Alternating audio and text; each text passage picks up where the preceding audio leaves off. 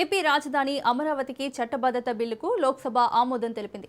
AP పునర్విభజన చట్ట సవరణ పేరుతో కేంద్ర హోంశాఖ సహాయ మంత్రి నిత్యానందరాయ్ లోక్సభలో ఈ బిల్లును ప్రవేశపెట్టారు. అనంతరం సుమారు 2 గంటల పాటు దీనిపై చర్చ జరిగింది. TDP, BJP, Janasena, Congress, YCP, Samajwadi సహా పలు పార్టీల ఎంపీలు చర్చలో పాల్గొన్నారు. అనంతరం బిల్లుకు లోక్సభ ఆమోదం తెలిపినట్లు స్పీకర్ స్థానంలో ఉన్న తెన్నేటి కృష్ణప్రసాద్ ప్రకటించారు. ఈ బిల్లు గురువారం రాజ్యసభ ముందుకు రానుంది.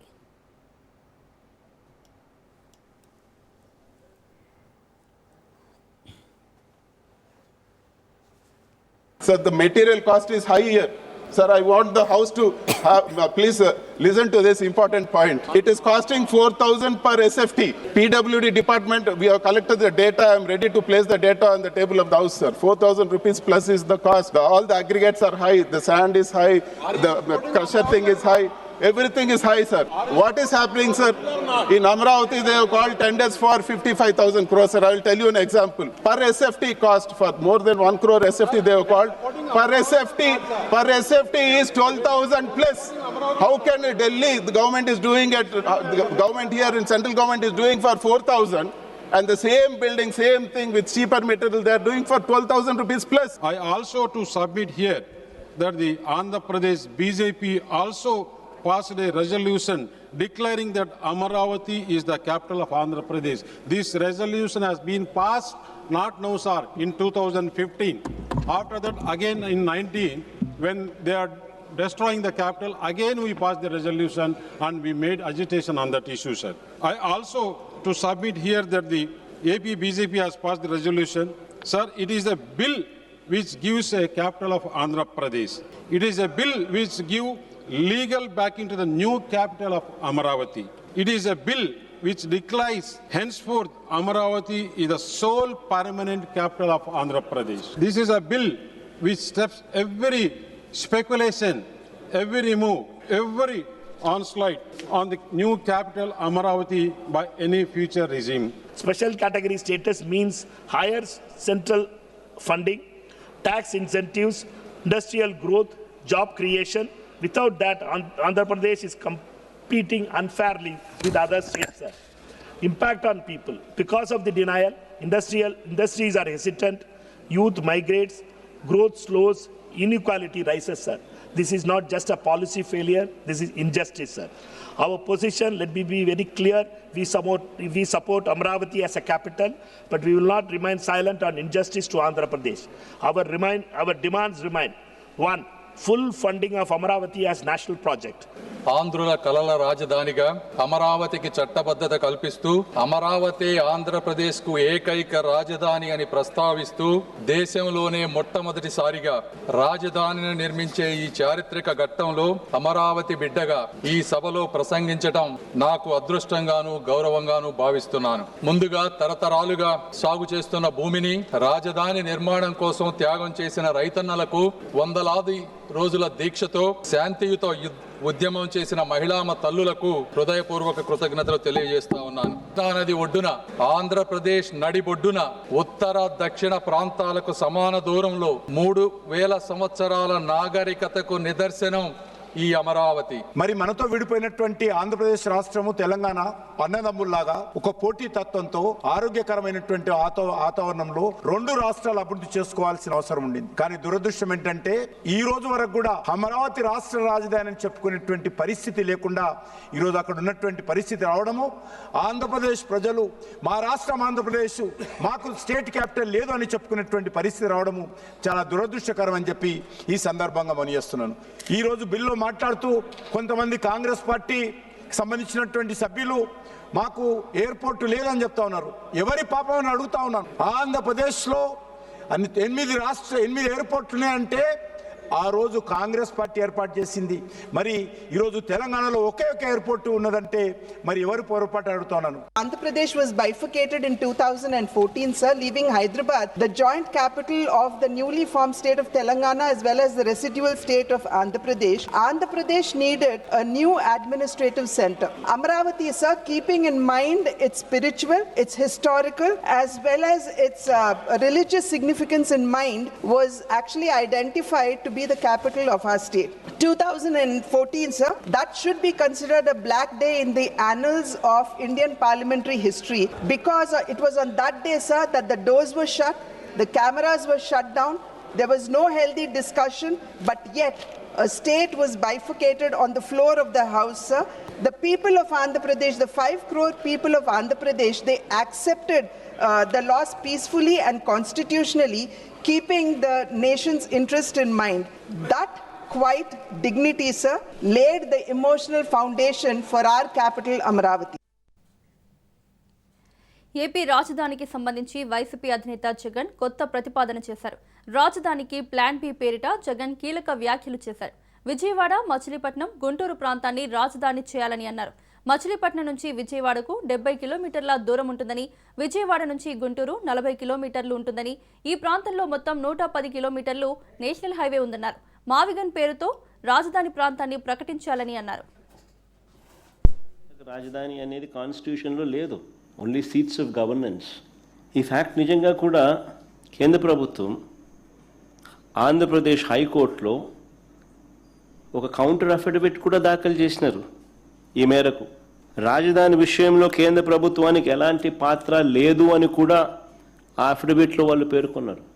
మన కళ్ళ ఎదుటే 2000 సంవత్సరంలో కేంద్రం కొత్తగా 2000 సంవత్సరంలో ఉత్తరాఖండ్, జార్ఖండ్, ఛత్తీస్గఢ్ రాష్ట్రాలను కేంద్రము తీసుకొచ్చింది.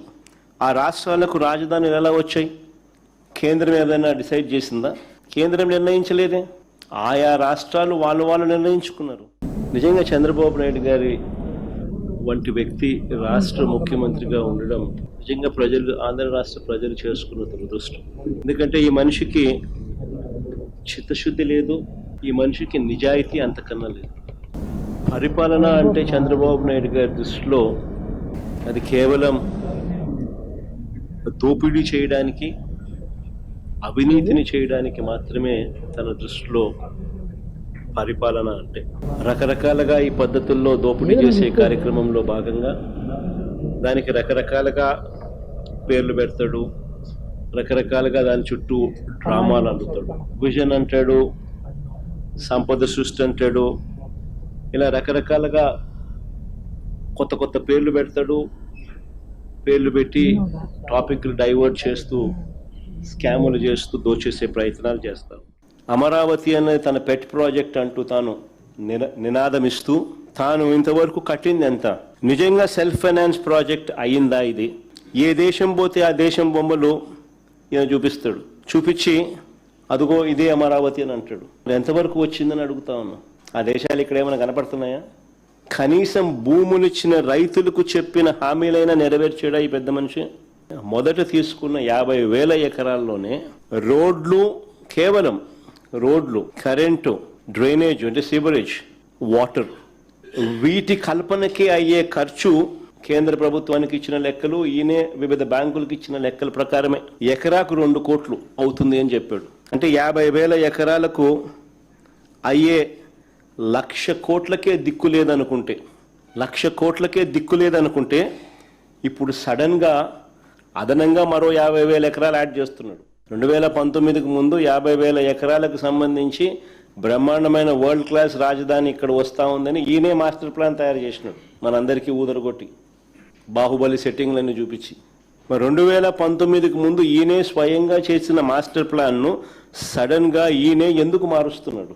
మున్సిపాలిటీగా మిగిలిపోతుందని చెప్పి ఎందుకు అంటున్నాడు? ఆ మాట అని ఇంకొక 50,000 ఎకరాలు కావాలంటున్నాడు.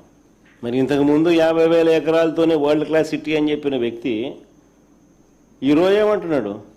ఆ 50,000 ఎకరాలే అంటే ఇది మున్సిపాలిటీగానే మిగిలిపోతుంది, అందుకని ఇంకొక 50,000 ఎకరాలు కావాలంటున్నాడు. కాస్ట్ పర్ ఎస్ఎఫ్టీ, అడుక్కు అయ్యే ఖర్చు ఏకంగా 11,000 నుంచి 14,000 అవుతా ఉంది. కాస్ట్ పర్ ఎస్ఎఫ్టీ ఎక్కడా చూడని విధంగా, ఎక్కడా లేని విధంగా అడుక్కయ్యే ఖర్చు 11,000 నుంచి 14,000 దాకా ఎందుకు అవుతా ఉంది? 3 రాజధానుల పేరుతో రాష్ట్రాన్ని విధ్వంసం చేసి ఆనందించారని సీఎం చంద్రబాబు మండిపడ్డారు. అమరావతి తీర్మానం రోజున వైసీపీ సభ్యులు అసెంబ్లీకి రాలేదన్నారు. అమరావతి ఏకైక ప్రజా రాజధాని అని, ఇక ఇంచు కూడా ఎవరూ కదిలించలేరని స్పష్టం చేశారు. ఇంక రాబోయే రోజుల్లో అమరావతిని ఇంచు కూడా కదిలించలేరు. అమరావతి ప్రజా రాజధాని, అవునా కాదా? ఆంధ్రప్రదేశ్ రాష్ట్రానికి ఏకైక రాజధాని అదే అమరావతి. అమరావతి రాజధాని అనే వాళ్ళు గట్టిగా చప్పట్లు కొట్టి మీ హర్షాన్ని, ఆమోదాన్ని తెలియజేయండి. ఒక వ్యక్తికి ఒక అడ్రస్ ఉండాలి, ఒక రాష్ట్రానికి ఒక రాజధాని ఉండాలి. అలాంటి రాజధానిని విధ్వంసం చేసి ఎడారి అని, లేకపోతే శ్మశానమని, ముంపు ప్రాంతం అని ఎగతాళి చేసి మనకు రాజధాని కూడా లేకుండా చేసే పరిస్థితికి వచ్చారు. ఇంకా రాబోయే రోజు ధర్మం గెలిచింది, 3 ముక్కలాట ముగిసిందని కీలక వ్యాఖ్యలు చేశారు మంత్రి నారాయణ. అమరావతి రాజధాని అని చట్టసభలో ఆమోదమైందని, చట్టసభల్లో వైసీపీ నేతలు ఏం మాట్లాడుతున్నారో అర్థం కాక ప్లాట్లు ఖర్చు అంటున్నారని ఎద్దేవా చేశారు. ప్లాట్లు ఇక అలాట్ చేయాల్సింది కేవలం 650 మందికి మాత్రమేనని, డేటా తీసుకొని మాట్లాడితే బాగుంటుందని, ఏది పడితే అది మాట్లాడటం సరికాదన్నారు. ఈరోజు ధర్మం గెలిచింది, 3 ముక్కలాట ముగిసింది. ఈరోజు పార్లమెంట్లో ఏదైతే చట్ట సవరణ 2014 రీఆర్గనైజేషన్ యాక్ట్ కి ఏదైతే చట్ట సవరణ చేసి అమరావతి రాజధానిని చట్టసభలో డిసైడ్ చేయడం జరిగింది. దీనికి ప్రత్యేకంగా రైతు సోదరులందరి తరఫున, ఈ రాష్ట్రంలో ఉన్న 5 కోట్ల మంది ప్రజల తరఫున గౌరవ ముఖ్యమంత్రి గారికి ప్రత్యేకమైన ధన్యవాదాలు తెలియజేస్తున్నాను. అయితే ఈ రోజు చట్టసభలో వైసీపీ నాయకులు ఏం మాట్లాడారో నాకు తెలియదు. వాళ్ళు అసలు రాజధాని అమరావతి అని చెప్పేది వదిలేసేసి దానికి ఖర్చు ఎంత అవుతుందో చెప్పండి, ప్లాట్లు ఎప్పుడు ఇస్తారో చెప్పండి.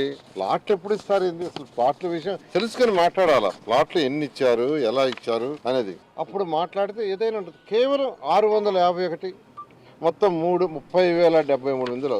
అదేవిధంగా వాళ్ళకి రిజిస్ట్రేషన్స్, ఈరోజు రిజిస్ట్రేషన్ తీసుకుంటే రిజిస్ట్రేషన్ కూడా దాదాపు అందరికి అయిపోయింది. రిజిస్ట్రేషను వాళ్ళకి ప్లాట్ల రిజిస్ట్రేషన్ దాదాపు అయిపోయింది. మొత్తం 70,790 ప్లాట్లు అలాట్ చేసాం. అందులో 62,872 ప్లాట్లకి రిజిస్ట్రేషన్ అయిపోయింది, వాళ్ళ పేరుతో చేసాం. ఇంకా చేయాల్సింది కేవలం 7,912. దానికి కారణాలు ఏంటంటే ఆంధ్రప్రదేశ్ రాజధాని అమరావతిగా కాంగ్రెస్ మద్దతు ప్రకటించిందన్నారు ఏపీసీసీ వర్కింగ్ ప్రెసిడెంట్ మస్తాన్ వలి. రాజధానిని తాము ఎప్పుడూ వ్యతిరేకించలేదన్నారు. కాంగ్రెస్ పార్టీ నిర్ణయం ఏంటో కాంగ్రెస్ సీనియర్ మాణిక్యం ఠాకూర్ స్పష్టం చేశారన్నారు.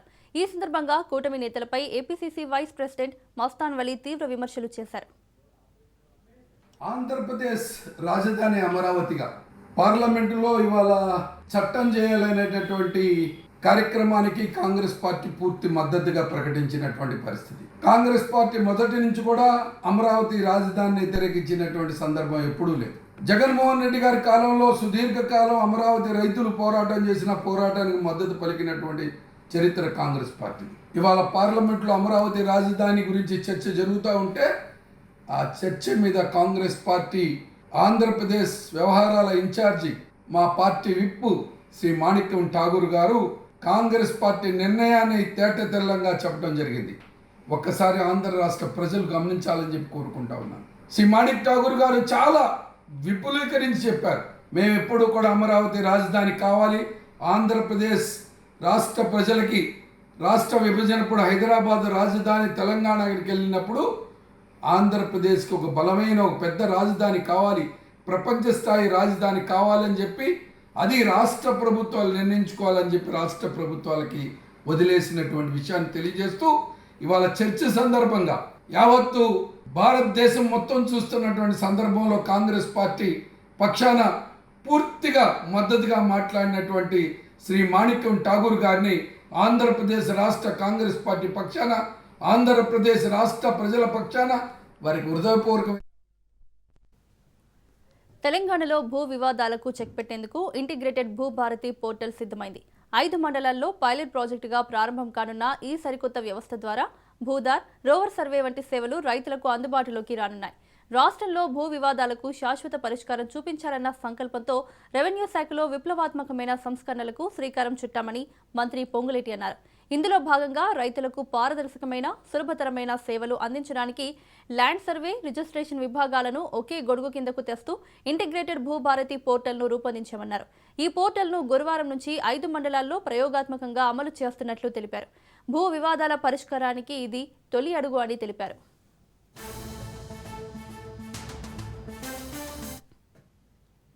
తెలంగాణలో జరిగే మైనింగ్ స్కామ్ను హరీష్ రావు అసెంబ్లీలో ఆధారాలతో సహా బయటపెట్టారని హుజురాబాద్ ఎమ్మెల్యే పాడి కౌశిక్ రెడ్డి తెలిపారు. మైనింగ్ స్కామ్ మీద హౌస్ కమిటీ వేయాలని డిమాండ్ చేశామన్నారు. హౌస్ కమిటీ వేయడానికి సీఎం రేవంత్ రెడ్డికి ఏం సమస్య అని ప్రశ్నించారు. దీనిపై సిఐడి ఎంక్వైరీ వేస్తామని ప్రభుత్వం చెబుతోందని, మంత్రి మీద సిఐడి ఎంక్వైరీ వేస్తే న్యాయం ఎలా జరుగుతుందని ఆయన ప్రశ్నించారు.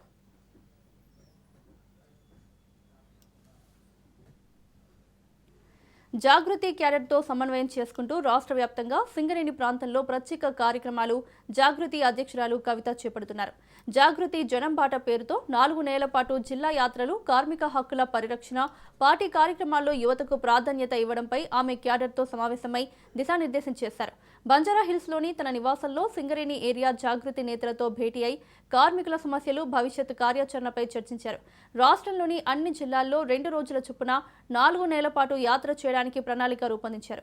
సింగరేణిలో టీబీజీకేఎస్తో సమన్వయం చేసుకుంటూ క్షేత్రస్థాయిలో బలోపేతం కావడానికి ప్రత్యేక కమిటీలను ఏర్పాటు చేస్తున్నారు.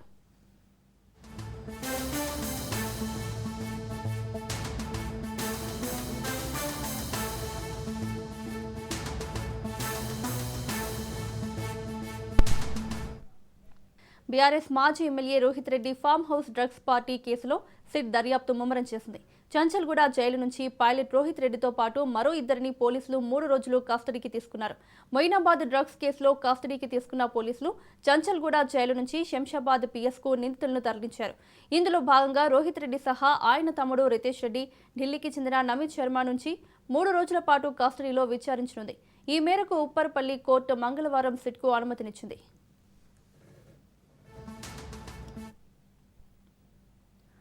రైతు సేవా సహకార సంఘం కార్యాలయాన్ని ఉద్యోగులు సిట్టింగ్ రూమ్గా మార్చి మందు పార్టీ చేసుకున్న ఘటన యాదాద్రి భువనగిరి జిల్లా మోత్కూరులో చోటు చేసుకుంది. ఏకంగా చైర్మన్ ఛాంబర్లోనే అర్ధరాత్రి వరకు తెరచి ఉంచి యథేచ్ఛగా కార్యాలయంలోనే 4 ఉద్యోగులు మందు తాగుతున్నారు. విధులు ముగించుకుని కార్యాలయం మూసేసి వెళ్లాల్సిన ఉద్యోగులు ఇలా కార్యాలయంలోనే మందు పార్టీ చేసుకోవడం పట్ల రైతులు ఆగ్రహం వ్యక్తం చేస్తున్నారు. కార్యాలయంలో పనిచేస్తున్న ఉద్యోగులు చైర్మన్ ఛాంబర్కు ఏమాత్రం విలువ ఇవ్వకుండా చైర్మన్ టేబుల్పై మందు బాటిళ్లు, బజ్జీలు పెట్టుకుని ఎంజాయ్ చేస్తున్నారు. విషయం తెలిసి అక్కడకు వెళ్లిన ఓ రిపోర్టర్ ఫోటోలు, వీడియోలు తీస్తుండగా ఫోటోలు, వీడియోలు తీసి ఏం చేసుకుంటావు, ఎవరికి చెప్పుకుంటావో చెప్పుకోమంటూ రిపోర్టర్పై బెదిరింపులకు దిగారు.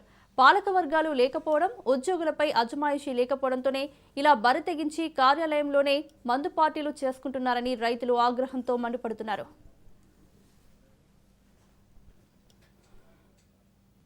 తెలంగాణలో ఇవాళ నుంచి చికెన్ ముక్క లేనట్లే. రాష్ట్ర వ్యాప్తంగా చికెన్ వ్యాపారంలో ఉద్రిక్త పరిస్థితులు నెలకొన్న సందర్భంగా చికెన్ షాపులు బంద్ ప్రకటించేశారు owners association. Retail chicken shop యజమానులు మార్జిన్ పెంపు డిమాండ్తో నేటి నుంచి నిరవధిక బంద్కు దిగడంతో మార్కెట్లో ప్రభావం స్పష్టంగా కనిపిస్తోంది. చికెన్ షాప్ ఓనర్స్ అసోసియేషన్ పిలుపుతో ఈ నిర్ణయం తీసుకోగా పౌల్ట్రీ కంపెనీలు సరైన లాభం ఇవ్వకపోవడమే దీనికి ప్రధాన కారణమని వ్యాపారులు చెబుతున్నారు.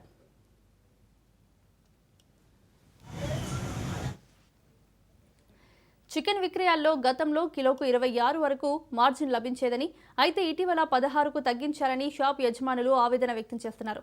దాదాపు 2 దశాబ్దాలుగా మార్పు లేని ఈ మార్జిన్ ఒక్కసారిగా తగ్గిపోవడం వల్ల తమ వ్యాపారం నష్టాల్లోకి వెళ్లిందని వారు అంటున్నారు.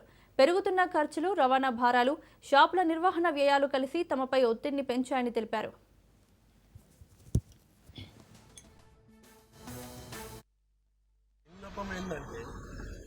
గవర్నమెంట్ నుంచి సబ్సిడీ తీసుకునే కార్పొరేట్ సంస్థలు అంటే ఒక సంస్థలుగా పౌల్ట్రీ ఫార్మ్స్ యజమానులు ఏకమై అందరూ వాళ్ళు యూనిట్ ప్రారంభించి కొన్ని కోట్లలో గణిస్తూ గవర్నమెంట్ నుంచి సబ్సిడీ సోయాబీన్ కానీ, మక్కలు కానీ ప్రతి దాని మీద సబ్సిడీ పొందుతారు. ఆ సబ్సిడీ పొందే జనాల పైసలే కదా గవర్నమెంట్ ఇచ్చేది, జనాల పైసలు అన్నో నీ నాయి అందరి ఉంటాయి. దాంట్లో మీ ప్రొడక్షన్ కాస్ట్ ప్లస్ మా కమిషను ప్లస్ మీ లాభము ప్లస్ మీ ఫార్మర్కి ఇచ్చే కమిషను ఇవన్నీ కలుపుకొని ఒక రేటు కనీసము అందుబాటులో చిన్న బీద వాళ్ళకు కూడా అందుబాటులో ఉండే విధంగా నిర్ణయించి ఇంతకు ముందుకు హాయిగా 1.8 ఇచ్చేది మాకు ఇప్పుడు వచ్చేసి 10 అంటే 1% అంటే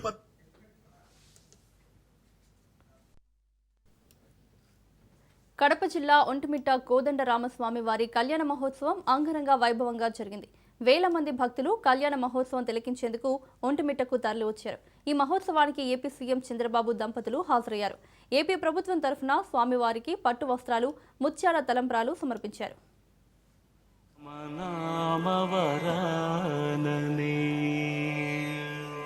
శ్రీరామ రామ రామేతి రమే రామే మనోరమే శ్రీరామ నామ వరాననే. సినిమా హీరోలు డ్రగ్స్ టెస్టులు చేయించుకోవాలని జడ్చర్ల కాంగ్రెస్ ఎమ్మెల్యే అనిరుద్ రెడ్డి కీలక వ్యాఖ్యలు చేశారు. డ్రగ్ యాక్టివిటీ ఎక్కువగా జరిగేది సినీ పరిశ్రమలోనే అని, స్టార్ హీరోలు డ్రగ్ టెస్ట్ చేసుకుని మాదక ద్రవ్యాలు తీసుకోవడం తప్పని చెప్తే వారి అభిమానులు కూడా ఆ దారిలోనే నడుస్తున్నారని ఆయన వ్యాఖ్యానించారు. చిరంజీవి, బాలకృష్ణ, పవన్ కళ్యాణ్తో సహా అందరు హీరోలు డ్రగ్స్ టెస్ట్ చేయించుకుంటేనే సినిమాలు రిలీజ్ చేయాలనే కండిషన్ పెట్టాలన్నారు. ప్రతి 90 రోజులకు ఒకసారి సినీ సెలబ్రిటీలు డ్రగ్స్ టెస్ట్ చేసుకోవాలని, లేదంటే వాళ్ళు డ్రగ్స్ తీసుకున్నట్లేనని అనిరుద్ రెడ్డి షాకింగ్ కామెంట్స్ చేశారు. దీనిపై నటుడు రాహుల్ రామకృష్ణ స్పందించారు. ఎమ్మెల్యే అనిరుద్ రెడ్డి వ్యాఖ్యలకు సోషల్ మీడియా వేదికగా రాహుల్ రామకృష్ణ కౌంటర్ ఇచ్చారు. హీరోలు డ్రగ్స్ టెస్టులు చేయించుకోవడానికి రెడీ అని, అయితే అబద్ధం చెబుతున్నారా లేదా నిజం చెబుతున్నారా అని తెలుసుకోవడానికి రాజకీయ నాయకులు లై డిటెక్టర్ టెస్ట్ చేయించుకోవాలని సెటైర్లు వేశారు.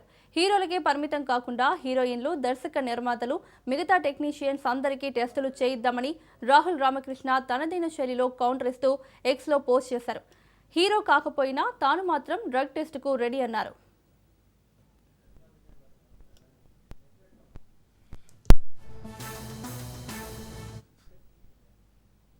అస్సాం పర్యటనలో భాగంగా ప్రధాని మోదీ ప్రత్యేక శైలిలో కనిపించారు. దిబ్రూగఢ్లోని ఒక తేయాకు తోటలో కార్మికులను ప్రధాని మోదీ ఆశ్చర్యపరిచారు. ఈ సందర్భంగా ప్రధాని మోదీ అక్కడి మహిళలతో ముచ్చటించారు. వారితో కలిసి తేయాకు ఆకులు కోశారు. మహిళా కూలీల కోరిక మేరకు వారితో సెల్ఫీలు తీసుకున్నారు. తేయాకు కార్మికుల కృషిని ప్రధాని ప్రశంసించారు. ప్రధాని మోదీకి సంబంధించిన తేయాకు తోటల ఫోటోలను తన సోషల్ మీడియా ఖాతాలో పంచుకున్నారు.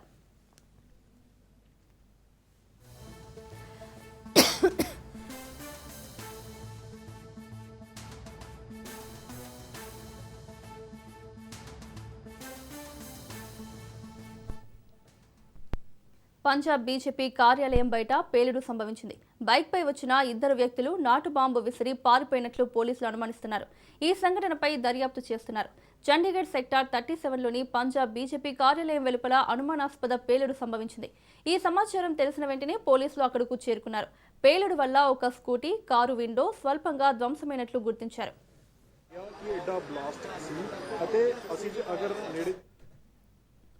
టెక్ దిగ్గజం ఒరాకిల్ అన్నంత పనిచేసింది. 30,000 మందిని కంపెనీ నుంచి సాగనంపుతామని ప్రకటించి వారం రోజులు గడవక ముందే లేఆఫ్స్ ప్రక్రియను ప్రారంభించింది. అందులో భాగంగా ఉద్యోగులకు లేఆఫ్ ఈమెయిల్స్తో గుడ్ మార్నింగ్ చెబుతోంది. ఇండియాతో సహా చాలా దేశాల్లోని ఉద్యోగులకు ఉద్వాసన పలుకుతోంది. లేఆఫ్ మెయిల్స్ వచ్చినట్లు ఉద్యోగులు సోషల్ మీడియాలో పోస్ట్ చేస్తున్నారు.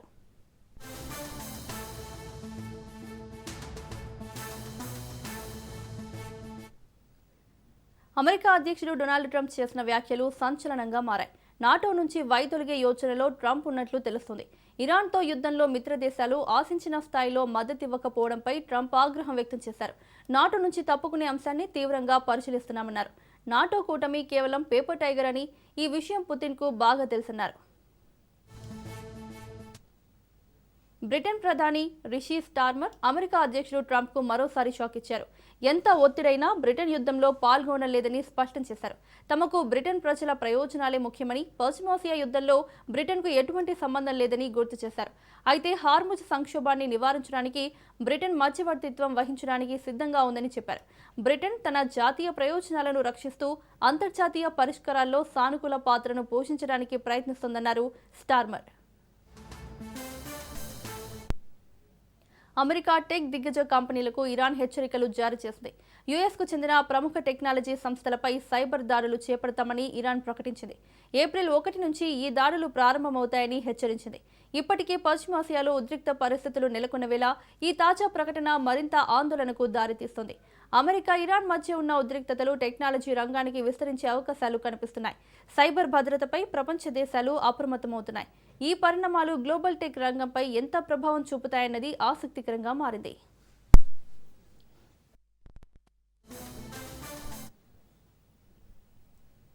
దేశీయ స్టాక్ మార్కెట్లు బుధవారం భారీ లాభాలతో ముగిశాయి. గత 2 రోజులుగా కొనసాగుతున్న నష్టాలకు బ్రేక్ పడింది. ట్రేడింగ్ ముగిసే సమయానికి సెన్సెక్స్ 1186 పాయింట్లు లాభపడి 73,134 వద్ద స్థిరపడింది. నిఫ్టీ 348 పాయింట్లు పెరిగి 22,679 వద్ద క్లోజ్ అయింది.